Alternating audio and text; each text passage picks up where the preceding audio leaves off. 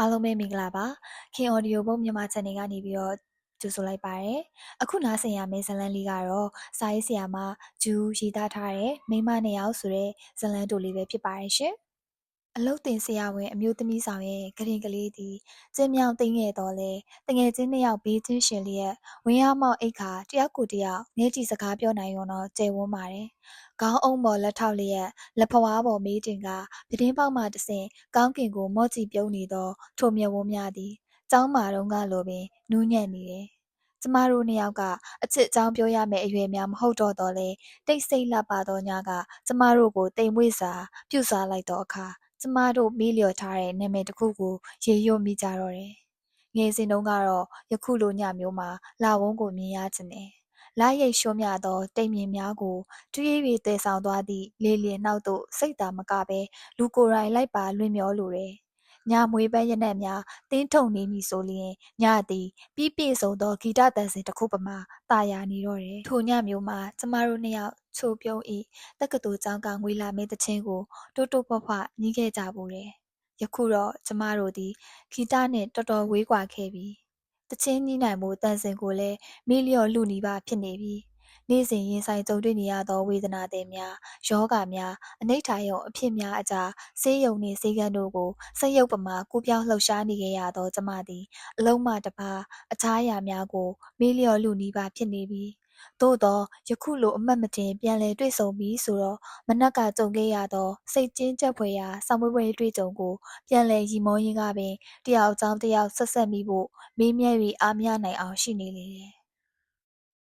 သမီးကအခု6နှစ်လေမအေးမိတ်ကပ်ဘူးတွေမှွေနောက်ပြီးကောင်းကောင်းအပြိုလို့အလှပြင်တက်နေပြီဤရဲ့သမီးကြီးလာရင်ဘာလုပ်မလဲမေးတိုင်းရုပ်ရှင်မင်းသမီးလို့ဖြည်းဖြည်းနေလို့မနှဲငေါက်ထားရတယ်။ရီမောလိုက်သောတငယ်ချင်းရဲ့အတန်မှာသမီးအပေါ်အပြစ်တင်လို့သည့်အရင်ငွေလုံးဝမပါပဲဂုဏ်ယူသောဟန်ပန်ကိုပင်ကျမခံစားမိတယ်။သူမရဲ့သမီးသည်သူမလိုပင်တွယ်လျစွာလှပနူးညံ့ပေလိမ့်မယ်။သမီးလေးကချောမှာပေါ်နော်မိအောင်။အိုးချောမှာချောမျက်လုံးကလေးတွေကကြည်စင်နေတာပဲဤရဲ့။ကျမသည်အောင်ငယ်စဉ်ကနူးညံ့ကြည်လင်သောမျက်ဝန်းလှလှကလေးများကိုတတိယသွားတယ်။ဟိုတုန်းကနှစ်ဖူးပြောင်ပြီးသပင်းအလဲခွဲဖားလျချထားတဲ့ပုံစံမျိုးကခေတ်စားတယ်။ခါအတိရှိသောဖြောက်စင်းပါလျသည့်သပင်းအီကလေးများကအောက်မျက်နှာတွယ်ကလေးနဲ့အလွန်လိုက်ဖက်ခဲ့တယ်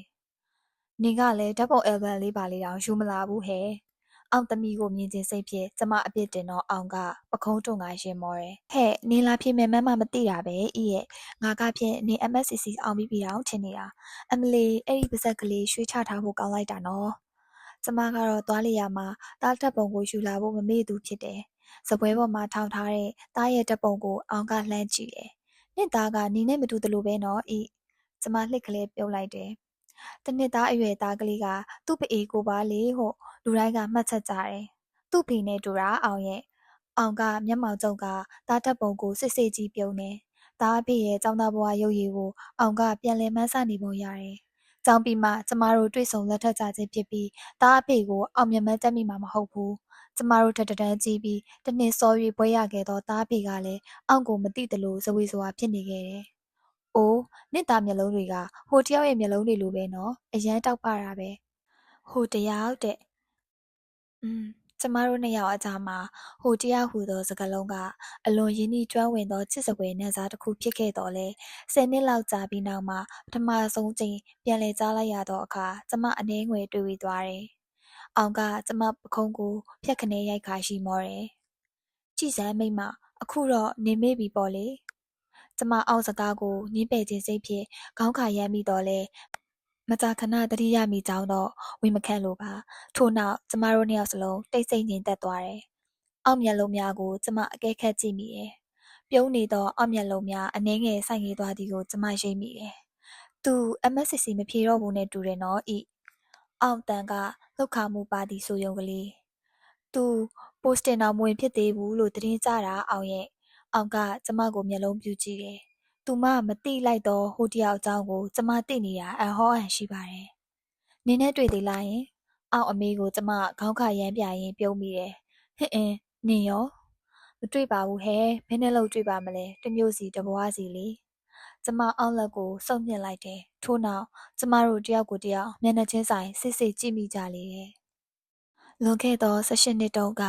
အီကိုနှင့်ချိုနှင်းအောင်သည်နှစ်စဉ်ခုနှစ်မှတ်ချင်းကပ်လျက်ကြပြီးအဆောင်တွင်နှစ်စဉ်တခန်းနှင့်တွဲနေခဲ့ကြတာတယောက်ကိုတယောက်ချစ်ခင်တွေ့ထားသောတငယ်ချင်းနှစ်ယောက်ဖြစ်ခဲ့တယ်။ကျမကအသားဖြူကအရက်ပူပြီးအောင်ကအသားညူကရှည်သွဲတယ်။ကျမကစပင်တူတူယောက်ျားလေးစပင်ပုံစံဖြစ်ပြီးအောင်ကခါအောက်ရောက်သောဖြောင့်စင်းနှက်မောင်နှင့်စပင်များကိုပိုင်ဆိုင်တယ်။ကျမရဲ့မျက်လုံးများကမင်းနဲ့ဝိုင်းဆက်ပြီးအောက်မျက်လုံးများကညိုလဲနူးညံ့တယ်။ကျမကရှမ်းခေါက်ဆွဲဆန်ပြားကိုကြိုက်နှစ်သက်ပြီးအောင်ကမန္တလေးမုတ်တီကိုကြိုက်နှစ်သက်တယ်။ဟိုစဉ်ကရုပ်ရှင်မင်းသားရာဟယ်အိုနီကိုသဘောကျပြီးအောင်ကရောဘတ်ရက်ဖို့ကိုသဘောကျတယ်။ကျမကညအိပ်ရင်ဖန်ချောင်းဖွင့်လျက်စာဖတ်ရင်းအိပ်ပျော်တဲ့အကျင့်ရှိပြီးအောင်ကမီးလင်းလင်လုံးဝမအိပ်တတ်သောအကျင့်ရှိတယ်။ကျမကစိတ်လိုလက်ရရှိလောမှမျက်နှာကိုတနခါပပလူတက်ပြီးအမြဲလိုမျက်နှာပြောင်နဲ့အလှပြင်ဖို့ပြင်းရတတ်တော့လေအောင်ကနေ့စဉ်နိုင်ဝက်နေပါကြအောင်စပင်နဲ့မျက်နှာအလှပြုတ်ပြင်ချိန်ယူလေးရှိတယ်။အဆအအရာရာအသွင်မတူကွဲပြားသောကျမနှင့်အောင်က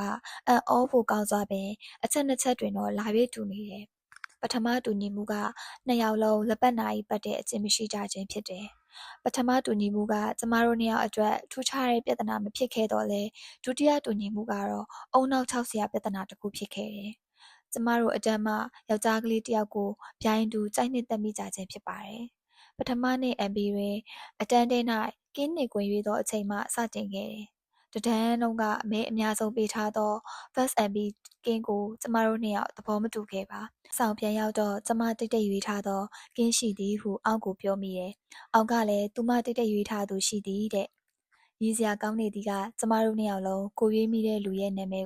ကိုမသိကြဘူး။နောက်တစ်နေ့အတန်းတက်တော်မှမိမိရွေးချယ်သူကိုတိတ်တကိုးညွှန်ပြတော့နှစ်ယောက်စလုံးကတယောက်တည်းကိုရွေးခဲ့မိကြောင်းတအံ့တအောသိရတယ်။ဟိုချိန်မှစ၍ကျမတို့တငယ်ချင်းနှစ်ဦး၏ရှင်တဲ့သို့သူကစတင်ဝင်ရောက်လာခဲ့တယ်။သူသည်စာတော်သည့်ចောင်းသားစင်းရင်တွင်လည်းမပါစာညံ့သည့်ចောင်းသားစင်းရင်တွင်လည်းမပါတာမန်အလယ်လက်တန်းစားဖြစ်တယ်။အသားလက်လက်အရက်မနှိမ့်မမြင့်ကိုခန္ဓာကြစ်လက်တယ်။တွေ့လျတော့လဲအသားပြည့်ပြည့်မျက်နှာပြင်ကချုံးမွေ့နေတယ်။သူ့တကူလုံးတွင်အင်အားအကောင်းဆုံးမှာမျက်လုံးများဖြစ်တယ်။ထိုမျက်လုံးများကကျမအားနှစ်ပေါင်းများစွာသူ့ကိုတတိယအောင်ညှို့ယူထားခဲ့လေတယ်။အချစ်ဆိုတာကိုမတွေ့ကြုံဘူးတဲ့18နှစ်အရွယ်တွေမို့ကျမနဲ့အောင်ကချစ်စရာကောင်းသောထူကောင်လေးနဲ့မျက်လုံးချင်းစုံပြီးအောင်ဘလို့လုပ်ကြရင်ကောင်းမလဲလို့ပေါ့ပေါ့ပပကြိတ်ဆွေးနွေးခဲ့ကြတယ်။လက်တီမကောင်းလာသေးသောပထမနှစ် MB မှာတော့ကျမတို့ကသူ့လက်တွေ့ခန်းရှိမှဖျက်လျှောက်ကြည့်ုံလောက်သာဖြစ်တယ်။ဒုတိယ MB ရောက်တော့ကျမတို့အနည်းငယ်ရဲဝံ့လာတယ်။တနေ့မှာတော့သူကော်ရီဒါမှာလမ်းလျှောက်သွားလိုက်ကျမတို့နှစ်ယောက်သူ့နောက်သို့ခန်းတုတ်တုတ်လိုက်သွားကြတယ်။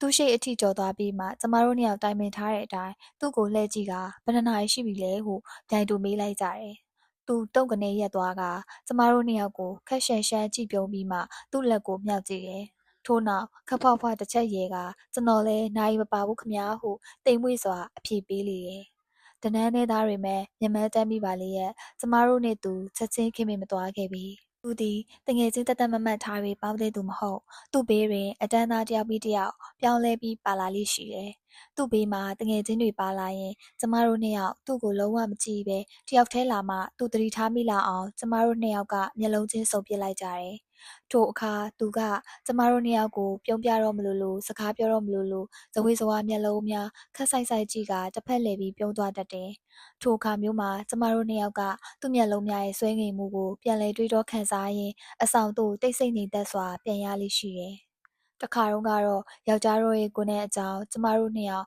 ဆွေးနွေးနှင်းခုန်ကြရင်သူ့ကိုယ်နှံကိုဆက်ဆုလိုစိတ်ပေါက်ခဲ့ကြဘူးတယ်။ခက်နေသည်မှာကျမတို့နှစ်သူကအမြဲတမ်းအဖွဲခွဲမတူသောကြောင့်လက်ချချိန်မှတပါတခြားလက်တွေ့ချိန်များမှာဘယ်တော့မှတခန့်နဲ့မရှိကြပြီ။နီးနီးကပ်ကပ်လည်းမရက်ခဲ့ကြဘူးပြီ။ဒီတော့သူ့ကိုယ်နဲ့ဆူရှာသလားဖြော့မိန်သလားရနံ့တင်သလားကျမတို့မသိနိုင်ပါ။သူနှင့်နီးကပ်ဖို့အခွင့်အရေးမှာလက်ချချိန်သာဖြစ်တယ်။ဒီနေ့မှာတော့ကျမတို့ထိုင်နေကြရှေ့ဆုံးအောက်ဖက်ထိုင်ကုန်များတွင်မထိုင်တော့ဘူးဟုဆုံးဖြတ်ခါခမ်းမထဲသို့ရှေ့ပေါက်မှမဝင်ဘဲနောက်ပေါက်မှတက်ခဲ့ကြတယ်။အောင်နှင့်ကျမကသူထိုင်နေကြဘေးတန်းကခုံများရှိရ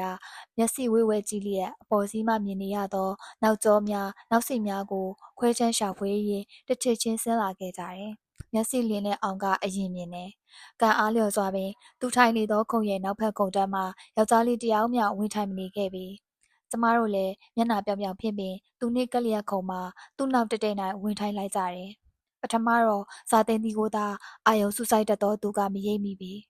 နောက်တော့တိုးတိုးကြိတ်ကြိတ်ပြောတဲ့မိန်းကလေးတန်များကြားရလို့လားမသိသူပြုံးကနေလှည့်ကြည့်တယ်ကျမတို့နှစ်ယောက်ကိုရှေ့ကိုင်းပြီးသူ့ကော်လာလဲကုန်းနာမှာနှာခေါင်းပွားစီဖြင့်အလုံးရှုံနေသူကိုသူမြင်သွားတယ်အောက်မျက်လုံးများနဲ့အရင်ရင်ဆိုင်မိပြီးနောက်သူ့မျက်လုံးများကျမထံရောက်လာတယ်ကျမအောင့်လို့ငေးကြောင်မသွားပဲသူ့ကိုပြုံးပြလိုက်ပါတယ်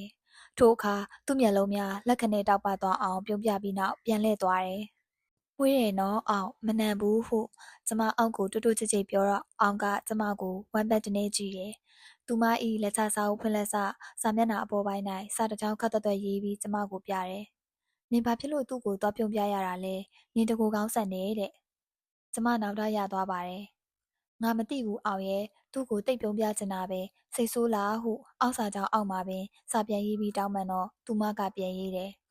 နောက်ကိုနေတယောက်တည်းကွက်ပြီးမပြုံးနဲ့နော်ပြုံးပြဖို့အစီအစဉ်ရှိရင်ငါ့ကိုကြိုပြောထားပါငါလည်းပြုံးမယ်တဲ့ထိုချိန်မှစပြီးကျမတို့နေဆုံလင်းပြုံးပြနှုတ်ဆက်သောအလေးတစ်ခုသူရရှိလာခဲ့တယ်ထို့ပြင်ကျမတို့နှစ်ယောက်ရှိရာလက်တွေ့ခန်းသို့မဟုတ်လူနာဆောင်သို့အကြောင်းမရှိအကြောင်းရှာ၍လာတတ်တယ်ကျမတို့ကိုပြုံးပြလေးရှိတယ်ထို့ကြောင့်သူ့မျက်ဝန်းများတွင်အတိပ္ပယ်ဖော်ရခတ်သောညှိတဲမှုတစ်ခုကိုပျော်ရွှင်စွာကျမတို့တွေ့ရတော့တယ်ထိုအရိပ်ကလေးမှနောက်တစ်ဆင့်တက်လာဖို့ရင်ခုန်မောပန်းစွာကျမတို့စောင့်ရင်တယောက်ကိုတယောက်အလစ်မပေးဘဲစောင့်ကြည့်ခဲ့ကြတယ်။သူကျမတို့နှစ်ယောက်လုံးနဲ့မဆုံအောင်အကြောင်းရှာ၍ညှို့ယူပြုံးပြတာကတော့မှန်ပါရဲ့။ကျမတို့နှစ်ယောက်မှတပါအခြားဘယ်မိန်းကလေးကိုမှမျက်လုံးချင်းစုံ၍ပင်မကြည့်တာလည်းမှန်ပါရဲ့။ဘသူကိုလိုက်နေတာဟုသောသတင်းတိုးတိုးတနက်ကလေးမျှသူနှင့်ပတ်သက်၍မကြားရသည်မှလည်းမှန်ပါရဲ့။သို့သောကျမတို့နှစ်ယောက်အနက်မည်သူကိုသူစိတ်ဝင်စားတာလဲ။မည်သူကိုသူမျက်နှိုးတွေ့တာပါသလဲ။ကျမတို့နှစ်ယောက်အပြေထုတ်ဖို့ကြိုးစားခဲ့ကြရတယ်။သူသည်ကျမတို့နှစ်ယောက်တွဲလျာလျင်ပြုံးပြရင်အောင်ကိုပထမဦးဆုံးကြည့်ရဲ့။ဒါကိုလည်းကျမကတော့အောင်အရက်ရှိလို့ပဲအောင်ကိုသူအရင်မြင်မိတာပေါ့ဟုဟာသားစွတ်ခါစိတ်လေစားကျဉ်းခဲ့တာပါပဲ။ထိုမျက်ဝန်းမှာညှိတွယ်မှုများစွာပါဝင်ကြောင်းတော့ကျမထိတ်လန့်စွာရိပ်မိပါတယ်။သို့သောချက်ချင်းပင်အောင်ထံမှမျက်ဝန်းကကျမထံရောက်လာပြီးကျမကိုစူးရှစွာညှို့ယူသောမျက်ဝန်းများဖြစ်သွားပြန်တယ်။အောင်ကိုကြည့်သောမျက်ဝန်းထဲမှာမျက်နှိုးမှုပါဝင်လျင်ကျမကိုကြည့်သောမျက်ဝန်းထဲမှာမမောတန်တမှုပါဝင်သည်ဟုကျမပြောရပါလိမ့်မယ်။ဤရာလုံးမနေပါနဲ့သူငါ့ကိုချစ်နေတယ်ဟာသိကြတယ်။အောင်ကမခံချင်အောင်ပြောလို့ရှိပြီးကျမကလည်းအားကြမခံကြည့်နေမိအောင်သူငါ့ကိုဟော်ရီတစ်နှစ်အတွင်းရီစာစကားပြောလာစေရမယ်သိလားဟုသူမကိုမကြာခဏအတီးပေါက်ဆွပေးလေးရှိပါတယ်။သူညီတွယ်မှုကကျမထံမှလားအောက်ထံမှလားအတီးကြသိလို့စိတ်များလာတဲ့အခါကျမတို့နှစ်ယောက်အမွှာညီမလိုအမြဲတည်းနေမဖြစ်တော့ဘူးဟုနှစ်ယောက်လုံးနားလည်လာခဲ့တယ်။သူသည်ကျမရှိတွင်အောက်ကိုတန်တပြဖို့ခရင်လိမ့်မယ်ဖြစ်တယ်လို့အောက်ရှိတွင်ကျမကိုငီးမော့တွေ့တာဖို့လည်းခရင်ပေးလိမ့်မယ်။ထိုအချိန်မှစ၍ကျမနဲ့အောင်ကမကြာခဏတိတိတသားနှစ်ဦးသဘောတူခွဲထွက်ပြီးလက်တွေဆန်သက်ခဲ့ကြတယ်။ဒီနေ့ကြုံတွေ့ခဲ့သမျှကိုအရင်အတိုင်းပြန်လည်ပြောပြကြတယ်။တခါတည်းတငယ်ချင်းနှစ်ယောက်တယောက်တနေရာစီခွဲထွက်ရင်ခလန်းလန်းသူမမြင်ခွဲရလောက်မှအကဲခတ်ကြည့်ပူသေးတယ်။သူကကျမမပါပဲအောက်ကိုမြင်ရရင်တစ်ချက်သာဆူဆူဆိုက်ဆိုက်ကြည့်ပြီးသူ့မျက်စိကဟိုဟိုတီတီလိုက်ကြည့်အကဲခတ်လေးရှိတယ်။ခလန်းလန်းမှာကျမချောင်ကပ်၍ရှိနေကြောင်းမြင်သွားရင်တော့လှစ်ခနဲပြုံးပြလိုက်တော့သူ့မျက်ဝန်းအောက်မှာကျမညှို့ခွေသွားတော့မတက်ကြည်နူးပျော်ရွှင်ရတယ်။သို့တော့ကျမကိုအရင်မြင်တွေ့ပြီးအောက်ကိုမတွေ့ရသည့်အခါမျိုးတွေလည်းသူအောက်ကိုပြပြတလဲဝေဝဲရွှာကြည့်နေဖြစ်တယ်။အောက်ကိုမြင်သွားရင်သူ့ရှိမှကျမနီးကပ်စွာရှိနေပါလျက်အောင်တယောက်သာလောကတွင်ရှိနေသလိုသူပြုံးပြနှုတ်ဆက်ပြန်တယ်။ကျမတို့ရဲ့နီးပရိယေကသူ့စိတ်ကိုခွဲခြားသိဖို့မစွမ်းတာခဲ့ပြီ။ဒီလိုနဲ့ပဲသူကကျမတို့နှစ်ယောက်ကိုစိတ်တက်ကတူတက်တန်းတလျှောက်လုံးဘယ်ယောက်ျားထံမှစိတ်မကစားဖြစ်အောင်ထိန်းချုပ်ညှို့ယူစွမ်းရှိသောကောင်လေးတစ်ယောက်ဖြစ်ခဲ့တယ်။ကျမတို့ချစ်မြတ်လို့ရတဲ့ထိုကောင်လေးရဲ့ချောမွေလင်းလက်သောမျက်နှာနဲ့တောက်ပသောအပြုံးကိုပြန်လဲရင်ခုန်ရင်အချို့ညများမှာကျမတို့ကတကတင်နဲ့ဘေးချင်းရှင်အိတ်လျက်တယောက်လက်ကိုတယောက်ဆုပ်ကင်ကမျှဝေခံစားခဲ့ဘူးတယ်။ဤရဲ့ငါနေ့ကိုဘလောက်ချစ်တယ်ဆိုတာနင်သိတယ်မဟုတ်လားဟုအောင်ကဝမ်းနည်းစွာမေးဘူးတယ်။ကျမရုတ်တရက်မျက်ရည်ဝေလေကခေါင်းခတ်တွတ်နှိမ်ပြတယ်။တကယ်လို့များသူကငါ့ကိုဖွင့်ပြောလာခဲ့ရင်ငါသူ့ကိုလက်ခံမယ်လို့နင်ထင်သလားဟင်ဤထိုမေကွန်းကိုကျမမဖြေပဲခက်ရိပ်ရိပ်ပြုံးနေသောအခါအောင်ကမျက်ရည်ဝဲလျက်ကျမလက်ကိုစုပ်ကန်ဖြစ်နေလေတယ်။ငါသူ့ကိုနင်းပြစ်မှာပါဤရဲ့တကယ်ပြောတာပါနင်ယုံစမ်းပါဟာမိအောင်ဟာတငယ်ချင်းကိုချစ်သူတက်ပို့ပြီးတံမိုးထားတာနင်တွေ့လာပါလိမ့်မယ်။အောင်အတန်တူတူလေးကခိုင်မာပြတ်သားနေတယ် ငါယုံပါတယ်အောင်ရာဒါပေမဲ့ဘာမှမဆိုင်ဘူးအောင်ရဲ့တကယ်ချင်းဆိုတာတစ်သက်လုံးတွဲသွားလို့မှမရပဲချစ်သူဆိုတာကခင်ပွန်းအဖြစ်ယုံကြည်ကိုးစားထိုက်သူဆိုရင်တစ်သက်လုံးကိုပြီးမှကောင်းသူဆိုပတ်ကျင်နာမဲ့သူလေအောင်ရဲ့စိတ်ကူးမြင်ချင်ပါနဲ့အောင်မတူတာနှစ်ခုကိုရှင်ကြည့်ပြီးအသက်လွတ်အနစ်နာခံတဲ့သူရဲကောင်းစိတ်မျိုးမမွေးစမ်းနဲ့သူနင့်ကိုချစ်လာပြီးဆိုရင်နင်ဒီလောက်ချစ်ရတဲ့သူကိုဘသူအတွက်ကြောင့်ဆုံးရှုံးမခံနဲ့သိလားကျမကတိုးတိတ်စွာနှစ်သိမ့်မိသည့်အခါအောင်ကအိပ်ယာမှထထိုင်ကကျမကိုငုံကြည့်ပြီးတွေ့ဝေနေတယ်။ထို့နောက်မေးသင့်မမေးသင့်ချိန်ဆနေပုံမျက်နှာထားဖြင့်ကျမကိုမေးခွန်းတစ်ခုမေးပါတယ်။နင်ဆိုလိုတာကတကယ်လို့သူကနင့်ကိုချစ်လာခဲ့ရင်ငါ့ကိုမငဲ့ကွက်ဖဲနင်သူ့ကိုလက်ခံမယ်ပေါ့အဲ့လိုလားယင်အလွန်ဖြေရခတ်သောမေးခွန်းတစ်ခုဖြစ်ပါတယ်။ကျမကအောင်လိုစိတ်ကူးရင်တတ်သူမဟုတ်ပေ။တကယ်တမ်းတော့သူ့ကိုရယူပိုင်ဆိုင်ဖို့အတွက်ဘသူမျက်ရည်နှင့်လင်းရလဲရကျမလဲရက်ပါတယ်။သို့သောထိုအဖြစ်မှန်ကိုအောင်ကိုဖွင့်မပြောရန်ကျမထိန်းချုပ်ခဲ့ရတယ်။အောင်ကိုပြုံးကြည့်ကပိပိကြီးလင်ရတယ်။ဘယ်လက်ခံမလဲအောင်ရာစောစောကပြောတဲ့စကားကငါ့ကိုနှင်းညာစရာမလိုဘူးလို့နင်သိစေချင်လို့ပြောလိုက်တာပါ။ဒီမဲ့ကြည့်စမ်းသူ့ကိုငါဘလောက်ပဲချစ်ချစ်ဘယ်တော့မှမယူဘူးသိလားအောင်။ကျမ၏လိမ်လဲမှုဘလောက်ပြင်းပြင်းသလဲဆိုရင်အောက်မျက်ဝန်းများလက်ခနဲဖြစ်သွားကကျမကိုအားရပါရပွေဖက်ပြီးရင်မောရင်အောင်မျက်ရည်ကျခဲ့ပါတယ်။အောက်မျက်ရည်ကိုမြင်မှကျမအောက်ကိုပိုချစ်သွားကမျက်ရည်ကျရင်မောမိတော့တယ်။သို့တော့အောင်ကကျမအပေါ်ငဲ့ညာစိတ်ဖြင့်သူ့ကိုတကယ်ဆွတ်လွတ်မှလားဆိုတာကျမတန်တရားဝင်ပြီးတော့တာအမှန်ပဲဖြစ်တယ်။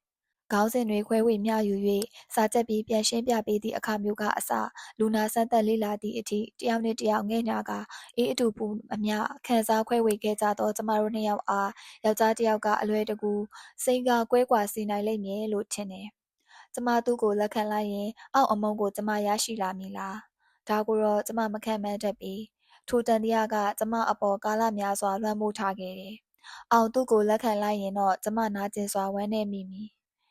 နောက်ပြီးရှက်ရွံ့သိမ်ငယ်မိမယ်။သို့သောအောက်ကိုဘယ်တော့မှမုန်းတီးမိမှာတော့မဟုတ်။ဒါကတော့သေချာတယ်။ကျမတို့သုံးယောက်ရဲ့တိတ်တကူပြဿနာကနောက်ဆုံးနှစ်အပိုင်းခဆောင်းပွဲပြီးဆုံး၍သူပြင်ဦးလွင်တွင်အလုပ်တင်ဆရာဝန်ဖြစ်တာဝန်ကျပြီးကျမတို့နှစ်ယောက်ကမန္တလေးဆေးရုံကြီးမှာတာဝန်ကျချိန်တွင်လွမ်းတသားသားဖွယ်ရာဖြစ်သွားခဲ့တယ်။သိပ်မကြာမီမှာပင်ဆုံးခန်းတိုင်းအဖြစ်သို့ရောက်ခဲ့ပါတယ်။ဘလို့မှမျှော်လင့်မထားသောစသိန်းကလေးဖြစ်တယ်။ပြင်ဦးလွင်တွင်တွေ့ရသောကျောင်းဆရာမလေးတစ်ယောက်နှင့်သူလက်ထပ်သွားခြင်းပင်ဖြစ်ပါတယ်။သူ့ဖိတ်စာကိုအခြားသူငယ်ချင်းများနှင့်အတူကျမတို့လက်ခံရရှိခဲ့တယ်။အဆောင်နေကျောင်းသူဘဝကလိုကျမတို့နှစ်ဦးအခန်းသက်သက်သာနေခွင့်ရလျင်အခန်းတကားစောစောပိတ်ခါတိတ်ဆိတ်ငြိမ်သက်စွာမျက်ရည်ကျခြင်းကျမိနိုင်တယ်။ဆိုးဝါးစွာပင်အလုပ်တင်ဆရာဝန်အမျိုးသမီးဆောင်မှာအခန်းသီးသန့်မရှိသောခန်းမကျယ်ကြီးထဲတွင်ကုတင်များစီတန်းထားခြင်းဖြစ်သောကြောင့်ကျမတို့အခန်းတကားမပိတ်နိုင်ပေ။နှစ်ယောက်လုံးဖြိုင်တူစောစောအိပ်ယာဝင်ကြဖို့လဲရှက်ရွံ့နေသောကြောင့်ကျမနှင့်အောင်ကဆေးရုံဝင်းတွဲတွင်တယောက်လက်တယောက်တွဲကဖြည်းညှင်းစွာလမ်းလျှောက်နေခဲ့ကြတယ်။ကျမတို့နှစ်ယောက်လုံးတန်းတာသောငွေလာမင်းအကြောင်းမပြောမိအောင်ဟန်ဆောင်မျိုးသိရင်လူနာနှင့်ယောဂများအကြောင်းဟန်လှုပ်ဆွေးနွေးနေခဲ့ကြတယ်။လမ်းလျှောက်ရင်ဒူးများနှုတ်ခွေကြကငိုခြင်းစိတ်ပေါ်လာရင်တော့နက်ပြာရောင်ကောင်းခင်မှလာဝန်းကိုလိုက်ရှာမောကြည့်ရင်၆ကပ်စွာရီမောခဲ့ကြလေတယ်။ညသည်တဖြည်းဖြည်းတိတ်ဆိတ်စွာနှက်ရှိုင်းလာတယ်။နောက်ဆုံးတော့ထိတ်ထုတ်ထားမှုကပြိုကွဲသွားလေတယ်။သူတို့ကိုမချစ်ဘူးလားဟင်ဤအကွဲသောအောက်စကားတန်ကလေး၌ရှက်ရွံ့မှုများစွာပါဝင်နေသောကြောင့်ကျမတနာသွားပါတယ်။အောက်မျက်နှာတစ်ချမ်းကိုအုံမိုးနေသောသပင်ပြော့ကလေးများကိုကျမလက်နှင့်တပ်ဖယ်ပေးရင်းပြုံးပြမိတယ်။အချစ်ဆိုတာဒုတင်ထားချက်ပို့ပြီးနားလည်ရခက်တယ်နဲ့တူတဲ့အောင်ရဲ့နောက်ပြီးယောက်ျားတွေရဲ့အချစ်ကမိန်းမတွေရဲ့အချစ်နဲ့မတူဘူးတဲ့။ကျမစကားကစမ်းတဝါဝါနိုင်လို့သဖြင့်ကျမကိုဘာကိုဆိုလို့မှန်းကျမကိုယ်တိုင်မသိနိုင်အောင်ဖြစ်နေတယ်။သူတို့ကိုတတိယနေမယ်လို့ထင်လားဟင်။သူတို့ကိုတတိယနေမှသိကြတာပေါ့အောင်ရဲ့ခုနှစ်နှစ်တိတိတွေ့တာခဲ့တဲ့တန်ရောစင်ကြိုးကိုအခုမှတွေ့ရတဲ့မိန်းမတယောက်ကဘလို့လှုပ်ဖြတ်ထောက်ပြနိုင်ပါမလဲ။သူတို့ကိုမိမှာမဟုတ်ဘူး။အောက်ကိုလင်ရသမျှစကားထဲမှာဤစကားကယုတ်တိမတန်ဆုံးဖြစ်ပါတယ်။ကျမတို့နှစ်ယောက်ကသူ့မင်္ဂလာအပွဲအတွက်လက်ဖွဲ့ကိုအတန်းသားများထဲမှာမြည်သည့်အုပ်စုနဲ့မှမရောဘဲတည်တံ့ပြုလုပ်ခဲ့တယ်။နှစ်ယောက်လုံးရဲ့ဆုံးဖြတ်ချက်အရထိုလက်ဖွဲ့ပစ္စည်းကသူ့ဇနီးနဲ့မသက်ဆိုင်သောသူ့အတွက်သာအသုံးဝင်သောတည်တံ့ပစ္စည်းဖြစ်ရမယ်။အောင်ကဂျာကင်အင်ဂျီလက်ဖွဲ့မယ်ဟုပြောတော့ကျမခါခါတီတီညင်းမိတယ်။မဖြစ်ဘူးအောင်ယောက်ျားအင်ဂျီဆိုပြီးပေါ့ပေါ့မတွက်နဲ့သူ့မိန်းမကိုပေးဝတ်နေရင်ဘယ်နဲ့လုပ်မလဲ ဒါမှမဟုတ်လမ်းခရီးသွားရင်းလာရင်သူ့မိန်းမချမ်းလို့ခြုံပေးရင်ကောအောင်မျက်နှာကဖြတ်ခနဲညှို့သွားတယ်ဒါဖြင့်ဖနက်ကွာကျမပြုံး၍ခေါင်းရမ်းရပြန်တယ်သူ့ချစ်တော်အတိုင်းတာကိုတို့မှမသိတာအောင်ရဲ့နောက်ဆုံးတော့နှစ်ချက်အနီရောင်ကလေးကိုကျမတို့နှစ်ယောက်သဘောတူရွေးချယ်လိုက်တယ်သူကနှစ်ချက်ကိုသူ့မိန်းမအားပေးကင်နိုင်ပြီတော့မဟုတ်နှစ်ချက်ကလေးကသူ့ပခုံးထက်မှာတစ်သက်လုံးရှိနေလိမ့်မယ်နှစ်ချက်ကိုအသုံးပြုတိုင်းကျမတို့နှစ်ယောက်ကိုသူတတိယပေးလိမ့်မယ်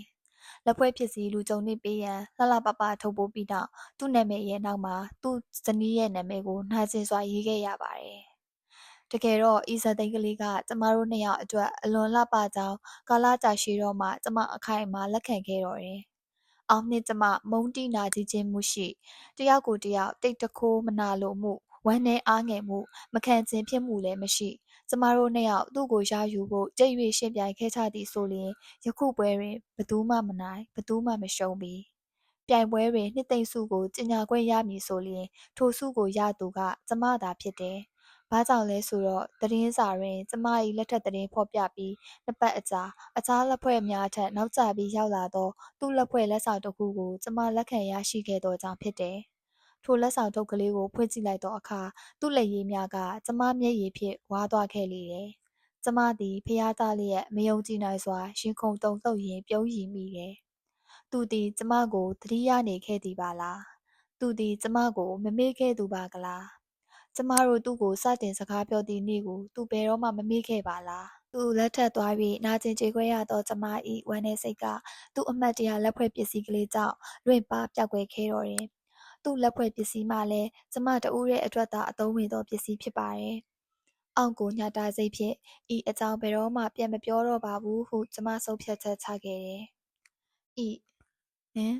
ငါနေ့ကိုပြောစရာတခုရှိနေတယ်။ရှေ့လျားဖြောင့်ဆင်းသောအောက်စပင်များတိုးသွားပြီးတပတ်ရှူစတုံးကလေးဖြင့်ဆရာဝန်ပိသားစွာအိမ်မြေရနေတော့လဲအောက်မြတ်ဝန်းများညိုလဲတောက်ပနေပုံမှာចောင်းသူဘဝတုန်းကလိုပင်ဖြစ်တယ်။ဘာလဲအောင်ငါနေ့ကိုပြောမယ်နဲ့မပြောဖြစ်ဘူး။ဒါပေမဲ့အခုတော့ပြောချင်လာပြီ။ပြောလို့လဲဘာမှထူးခြားစရာမရှိတော့ဘူးလေ။စမ်းကြဲသောအောက်စကားကြောင့်မိရအောင်မှအောက်မျက်နှာကိုစိတ်ဝင်စားအကဲခတ်မိတယ်။အောက်အပြုံးကနှစ်ပေါင်းများစွာကအပြုံးလိုပင်လန်းဆန်းတောက်ပနေတယ်။သိပ်အံ့ဩဖို့ကောင်းတာပဲဤရဲ့။ငါမင်္ဂလာဆောင်တုံးကလေဟိုတယောက်စီကမင်္ဂလာလက်ဖွဲ့ကလေးရတယ်သိလား။ကျမကကြားရသောစကားကိုမယုံနိုင်စွာအောင့်ကိုငေးနေမိတယ်။ဟိုတယောက်စီကသူကအောင့်ကိုလည်းမင်္ဂလာလက်ဖွဲ့ပစ္စည်းပို့ခဲ့သည်တဲ့။ကျမရဲ့လက်ကိုအောင့်ကဖြတ်ခနဲဆွဲယူဖြည့်ညှစ်လိုက်တယ်။သူလက်ထပ်သွားတုန်းကတော့မျက်ရည်မကျမိတဲ့ငါကလေသူ့စီကလက်ဖွဲ့ကိုရတော့မှမျက်ရည်ကျမိတဲ့ဤရဲ့နင်မအံ့ဩဘူးလားယင်ကျမကတုန်ခိုက်တဲ့အောက်ရည်တန်းတိုးတိုးကလေးကြောင့်ချက်သိမ်းထသွားတယ်။သူငါ့ကိုတတိယနေခဲ့တယ်ဤရဲ့သူငါ့ကိုမမေ့ခဲ့ဘူးပေါ့တို့နှစ်ယောက်သူ့ကိုစားနောက်ခဲ့တဲ့အဖြစ်ကိုသူမမေ့ဘူးဤရဲ့သိလားသူဘာလက်ဖွဲ့မယ်ဆိုတာအန်ဂျီဆန်မဤရဲ့ကျမကတခဏအတွင်းအောက်ကိုခါတိမုန်တီသွားသောကြောင့်ပြုံးကနေမျက်နှာလွှဲပစ်လိုက်ရတယ်။ငါသိပါတယ်အောင်လက်ပတ်နာရီကလေးမဟုတ်လား။နင်သိတယ်နင်ဘယ်လိုလုပ်သိလဲဟင်ဤကျမ၏ပခုံးကိုစိတ်အားထက်သန်စွာအောင်ကစုံညစ်လှုပ်ရမ်းလိုက်တယ်။ကျမအောင်ကိုလှည့်ကြည့်လိုက်တယ်။ထို့နောက်အထက်စီးအပြုံးဖြင့်ပြုံးပြလိုက်မိတယ်။လိုလုပ်သိလဲဆိုတော့ငါ့ကိုလည်းသူကစီကိုနာရီလေးလက်ခွဲခဲ့လို့ပေါ့အောင်ရဲ့ငါတယောက်တည်းသုံးလို့ရတဲ့မိမပတ်နာရီလေးလေထိုစကားကိုပြောရသောအချိန်၌ကျမနှကန်းတွေချိုမြနေသလိုခံစားရတယ်။မလုံမရှက်ငေးမောသွားသောအောက်မျက်ဝန်းများမှုန်ဝေးကျဉ်းမြောင်းသွားတယ်။ကျမကငြိမ်သက်နေသောအောင်ကိုကြည့်ရင်စကားတစ်ခုခုတော့ပြောမှဖြစ်မည်ဟုကိုတွန်းအားပေးနေမိတယ်။သို့တော့ကျမအောင်ကိုစကားမပြောချင်ပါ။ညသည်နက်ရှိုင်းစွာတိတ်ဆိတ်သွားတယ်။လွန်ခဲ့သော10နှစ်လောက်ကညတညတုန်းကဤအလုတ်တင်ဆရာဝန်အမျိုးသမီးဆောင်တဲမှပင်ကျမနှင့်အောင်ကတင်ချင်းကလျက်ပင့်သက်များစွာရှိုက်ခါအိပ်ပျော်ဖို့ကြိုးစားခဲ့ရဘူးတယ်။ဟိုတုန်းကတကယ်ရင်စီဖြစ်၍နှစ်ယောက်သားမှနေရာချနေခဲ့တော့လဲတောကနှင့်ရှက်ရမှုကိုမျှဝေခန်းစားစိတ်အဖြစ်ဖြင့်နှစ်ယောက်သားနှွေးထွေးစာနီးကပ်နေသလိုခန်းစားခဲ့ရပါတယ်။ယခုတော့တကယ်တင်နဲ့တူအိလျက်အသားချင်းထိမတက်နီးကပ်နေတော့လဲကျမတို့နှစ်ယောက်အဝေးကြီးဝေးနေသလိုခန်းစားနေရတယ်။ဤကျမအောက်မျက်နှာကိုစိုက်ကြည့်နေမိတယ်။ဤရဲ့သူတို့ကိုချစ်ခဲ့တယ်ပေါ့နော်။ကျမမြင်နေရသောအောက်နှခမ်းများတဖြည်းဖြည်းချင်းတောက်ပစွာပြုံးလိုက်သောအခါကျမမြင်မှုသမျှအောက်အပြုံးများတွင်အလှဆုံးဖြစ်သွားတယ် ကျမသည်စောစောလေးကဖြစ်ပေါ်ခဲ့သောမုန်းတီးမှုအတွက်နောက်သားရသွားကာမျက်ရည်ဝဲလျက်ခေါင်းညှိတ်လိုက်တယ်။ဟုတ်တယ်အောင်။သူတို့နှစ်ယောက်လုံးကိုချစ်ခဲ့ပါတယ်။ဤတစ်ချိန်တွင်အောက်ကိုလိမ်ညာရုံသာမကဘဲကျမကိုယ်တိုင်ကိုပါပြန်လည်လိမ်ညာမိခြင်းဖြစ်ပါတယ်။ထို့နောက်ကျမတို့နှစ်ယောက်ဟိုတုန်းကလိုပင်ပြန်လည်နုဖြိုသွားပြီးတစ်ယောက်ကိုတစ်ယောက်မျက်နှာချင်းဆိုင်ကြည့်ကာတိုးတိုးတိတ်တိတ်ရည်မောမိ